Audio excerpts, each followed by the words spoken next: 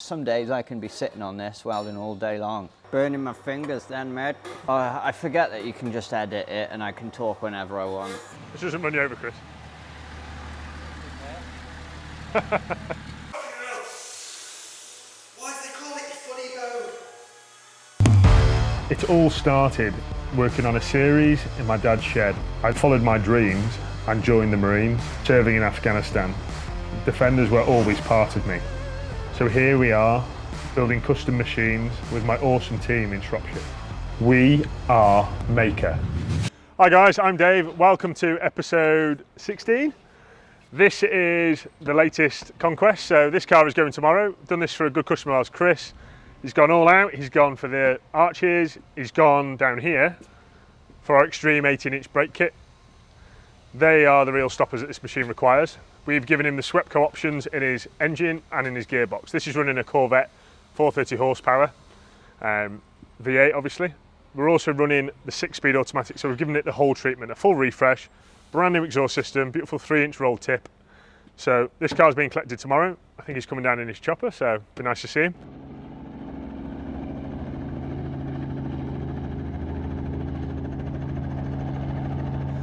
But anyway, before we enter the workshop, we're going to feature our cooling kit in the LSA Wombat.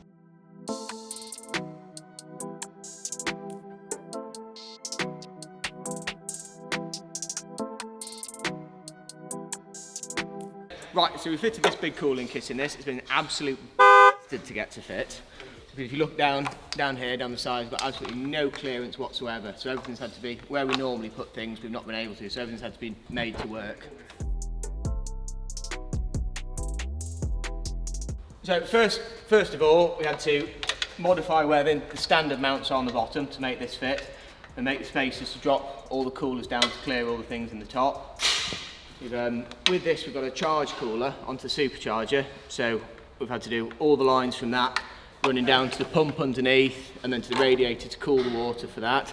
So we've used jig fittings on all the places that we can, because jig fittings are just a lot better seal onto the pipe. They look a lot nicer aesthetically, and it just helps to make the engine bay look a lot better, and they give a better seal, and you can run more pressure through the pipe because of those fittings. In this rad pack, you've got a radiator for the engine oil, a radiator for the coolant for the charge cooler, and water radiator and aircon radiator. So all those things have got to leave the engine bay and come up to the front here. So obviously you've got the charge cooler ones here, and then engine coolant here, and engine oil underneath. So it makes it a real tight squeeze. If you look down here, you can see all the different pipes running back and to. So Wombat here has finally had its cooling kit fitted. This is the biggest cooling kit that we've made to date. So we approached Colin and he made me this kit. So I'll start at the bottom here. So basically this at the front here is a twin cooler. So you see these welds here? That means that is separated. Inside there's a baffle plate that stops the fluid in this one traveling to the fluid in this one, which is a good thing because in this side here we've got air conditioning gas. So this is going to keep our air conditioning side cool. This side is going to keep our supercharger cool. So we've got a charge cooler built into the top of this engine, which water runs through, and its own separate system. It has its own water pump that pushes the coolant through this radiator, and behind here is a monstrous fan. This fan will be sucking air through this radiator. This is a twin 40 core radiator. So there's two cores that have been sandwiched together inside, and halfway down there's a dividing port that makes the water do a double pass. So for maximum cooling, as you see here, these fans are staggered. At the bottom here, we've got an oil cooler for the engine. Right down at the bottom down there. There's dash 10 jig fittings, same as this big bore pipe here, go into the oil cooler built into the engine itself. On the right-hand side, we've got the option, if this car was going to be an automatic, to run a big oil cooler for the transmission. But this car is as a manual, so it's not required. As you can see here, space is a massive issue. So this cooling kit has had to be revised and revised and revised until we managed a kit to make it fit. It's taken some head scratching, but we finally got there. James has done a fantastic job of plumbing it all up. Ready to go, so fire it up, James. We've got everything running, we've got everything driving, everything stopping.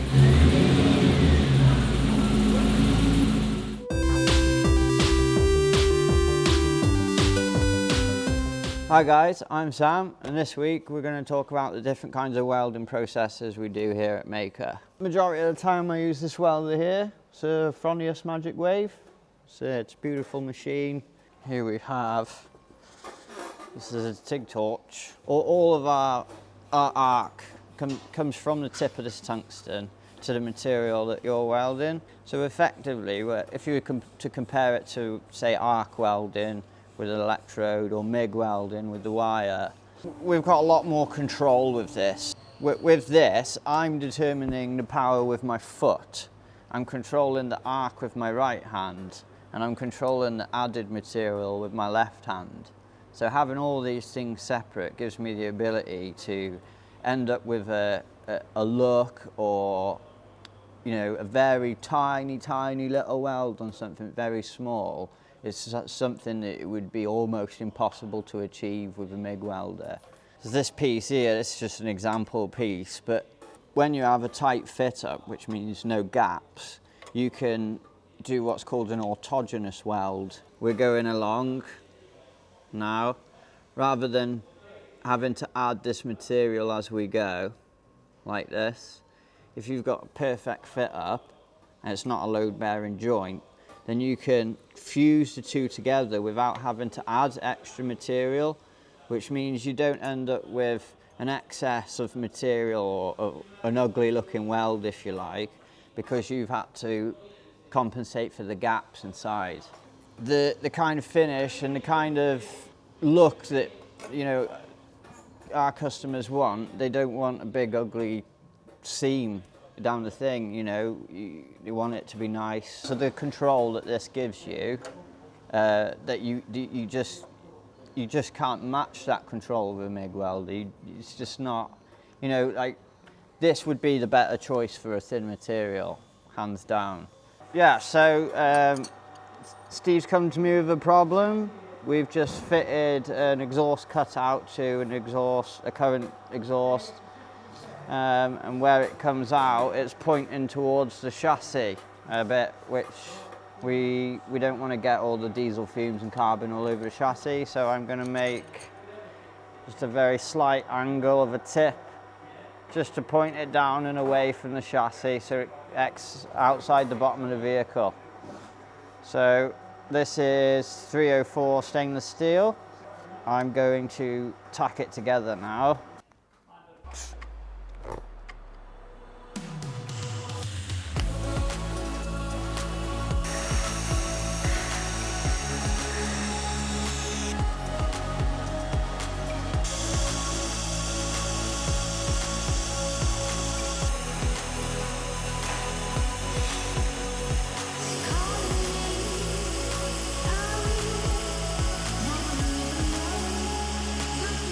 So there we go, guys.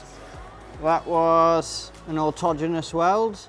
I've added no filler material there. I've just fused the two together as they were butted against. So here we have an example of the different kinds of finishes you can get with a TIG welder on stainless steel. Go anywhere from having no color, just straight silver, just like the rest of the tube. You can go all the way up to blues, golds, purples, pinks, all kinds of colours, if you like the colours. So now that's done, let's go give it to Steve, and Steve can get this fitted. Does not compute. Alright guys, this is a 110 double cab that was originally a Puma car, obviously. We built it, I think, about a year ago, so ago. The guy that owns it is called Andy, and he owns a company called TTS, which basically just tow trailers around the country. So if you've ever drove a Puma with a trailer on the back, you'll know that they're pretty hopeless. So we took the Puma engine out, put an M57 in. So as well as the M57, when it had that original conversion, we just had a full set of Fox shocks front and back. It had some heavy duty rear towing springs. It's got what we call our sports package on, which makes it just a bit stiffer, better to drive. It's got a bigger back anti-roll bar with Super Pro bushes on, so that it's just generally stiffer, and the complements the springs and the shocks and everything sort of works together. And we fitted this heavy duty winch bumper, a good winch, and then we've got laser lights on the front, and we've got a rigid light on the back. Back in with us today, I think he's done about 50 or 60,000 miles, something like that. So, I mean, this car does a lot of graft. It's not a show pony, he's had it built just to work. It come back in for a service on the engine, which we've done obviously, and like what we'd call a safety inspection as such. So we've been through the car front to back. The only problem that he reported to us with the conversion side of it was the gearbox was slipping. Well, the clutch, I suppose, was slipping. But this is the original gearbox that come out of the car. You can look in the front here. This is the seals to the output, and as you can see, it's got quite a bit of play in. And that's the reason that the clutch has started slipping, because the oil from the gearbox was making its way out of this seal, and then the clutch sits here, and it was making it onto that, and that's how it had contaminated the clutch. Another good thing we did when we put that gearbox in, these gearboxes, which is an MT82, are known for this output shaft on the rear to wear pretty bad. This one had already had a new one in when we actually did the conversion, and as you can see, it's pretty wobbly.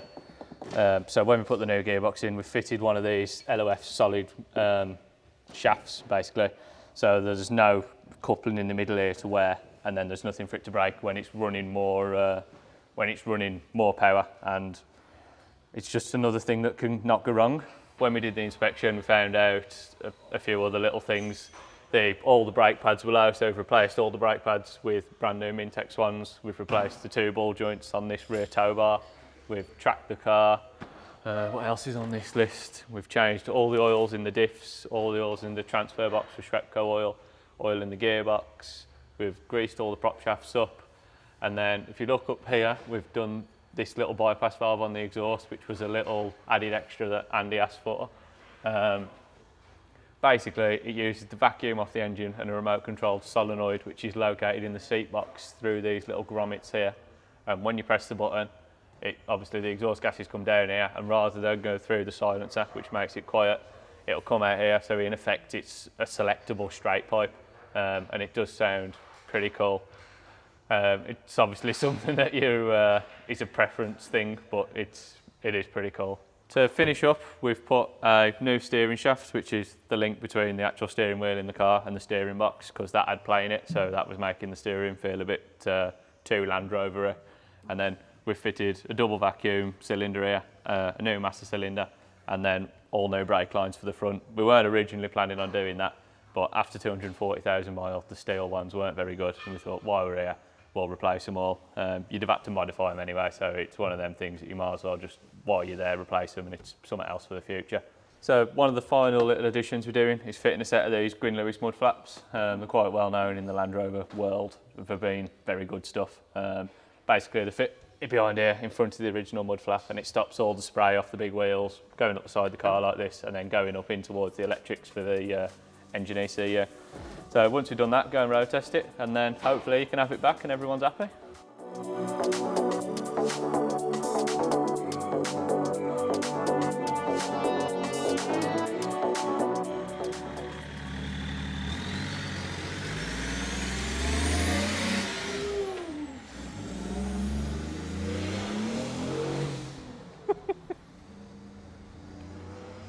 He'll be happy now, won't he?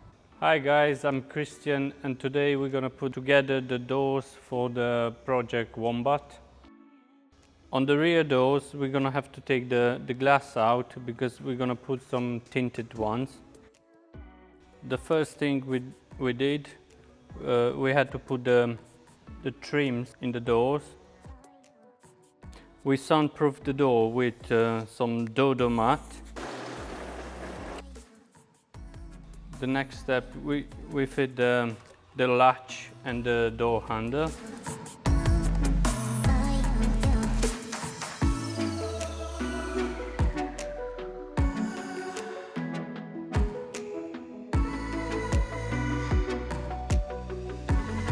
And after we put the glass, and then we install the mechanism for the electric window and the latch.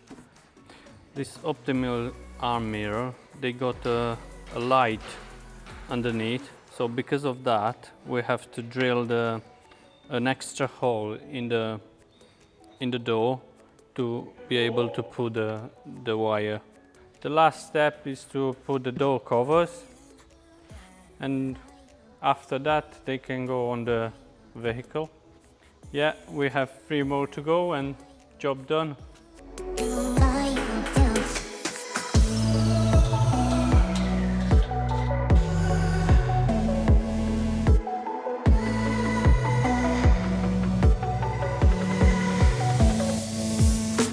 So guys, these wheels here are going to be going on this series here. So we're going for the little bit of a retro mod on a series 109. We've never touched one of these in this shop, but we have now. So as you see here, these are banded steel wheels. So for the people out there that know what these wheels are, this is a Wolf steel wheel. So these are 16-inch rims that a good friend of ours at the fabrication shop, if you look inside, so basically from this face here, we actually put a band inside this rim to basically stretch the wheel to a 9-inch rim. They're originally an 8-inch rim, but we stick the wheel further out to give you that ultimate stance, as you can see here. So these are the original wheels. Some people love them. I personally, they're not my cup of tea. They don't really float my boat, but so if you imagine a side-by-side image, just check out how cool they look. We've wrapped them in some beautiful KO2 BF Goodrich tyres, just for that all-out appeal.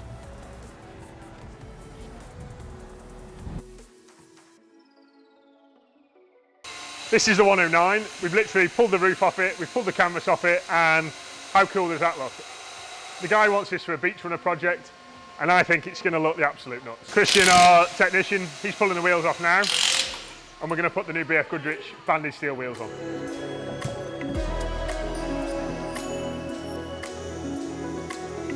The ultimate retro look, in my opinion. It's going to look awesome when it's done.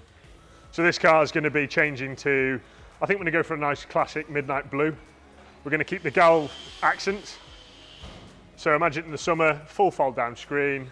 We're going to put a spare wheel on the bonnet and just give it that ultimate retro look.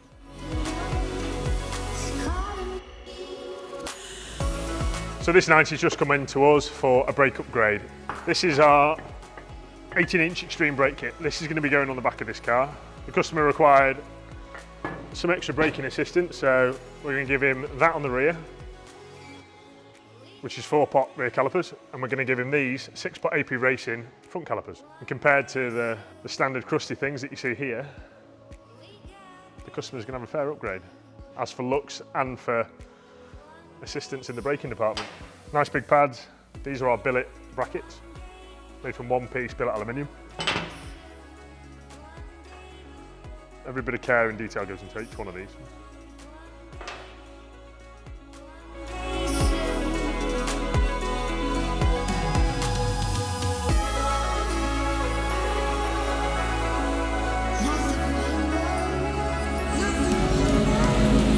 Hopefully we'll get it around the estate tomorrow, guys, but thanks again for watching our channel. Thanks again for subscribing. And we're really loving the comments, guys, so keep the comments coming, because we want to grow this channel and we want to know what you want to know. So don't be afraid to comment, like, subscribe, tell your friends, tell the world, in fact, okay? So thanks again for watching, guys. See you soon.